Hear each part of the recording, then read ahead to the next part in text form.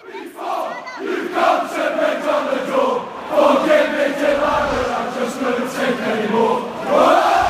and welcome to the Bear Pit TV. It's been a little while since I've been on the page. We're right in the middle of the World Cup and we're right in the middle of England's march towards what could be their most successful World Cup campaign since 1990, who knows, even 1966. And dare I say, England are temporarily taking my eye off any Stoke City news because, let's face it, it swept the whole nation up.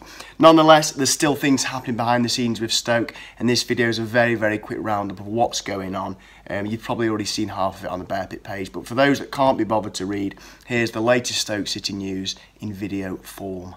So the first news is that Moritz Bauer has signed a new contract with the club for 5 years. I think that's such a good deal. He was arguably our best player last year and he was only with us for about half a season roughly, but I genuinely feel he was probably my player of the season, which says how well he did considering the short amount of time he was with us. And there was a vague hint and suggestion that he might be off in the summer, but we've obviously locked him down and he will definitely be there next year for us. So the next bit of news is we're trying to get Matt Ritchie from Newcastle for a reported fee of £15 million, and we're going to pay him up to £4 million a year whilst he was at the club. The rumours are that the deal was kind of sewn up, but the only thing that's hindering it at the moment is that Newcastle want to have a replacement for Ritchie before they sell him to us. He's an amazing winger and I think he's comfortably Championship standard. I can't help but feel a tad frustrated that we're chucking this sort of money at players now we've been relegated, and you can't help but think, why didn't we just throw the book at it in January of last year? Why didn't we go forward to try and secure our place in the Premiership as opposed to waiting until the relegation occurred? Some of the fees that we're reportedly bidding for players, it does make you think, why didn't we just go for it in January before the ship actually sank?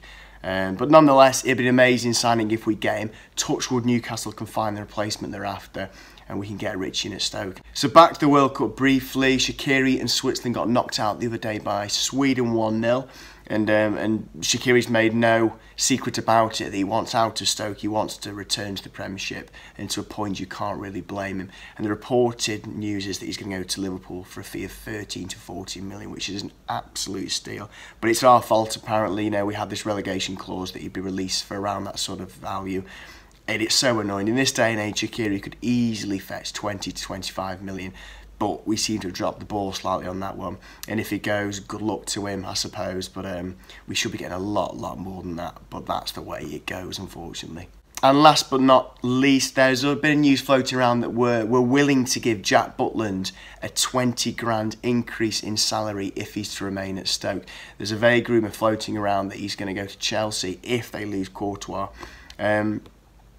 Obviously, to keep Jack would be unbelievable, and he was by far my favourite to leave the club following relegation. If we do keep him, it'd be bizarre, and I'd almost be the typical me being a bit negative here, but I'd almost be a little bit frustrated because I really think we could command a fee of 20 to 30 million for Jack. I'd like to think that could influence our summer spending. But if we're going to keep him, that obviously shows we've got a lot of ambition. It's clear that we're very keen to get back into the Premiership and we are not messing about. So you've got to commend the club on that. So there we go, a quick roundup on Stoke. 4 pieces of news that's happened over the last week or so. We'll all get back to the World Cup now, but we're only 3 weeks away now from the start of the football season. And England is doing a fantastic job of occupying my football time, but it will never quite match Stoke City, and we're just 3 weeks away now. So until then, enjoy the World Cup and we'll see you in a few weeks' time.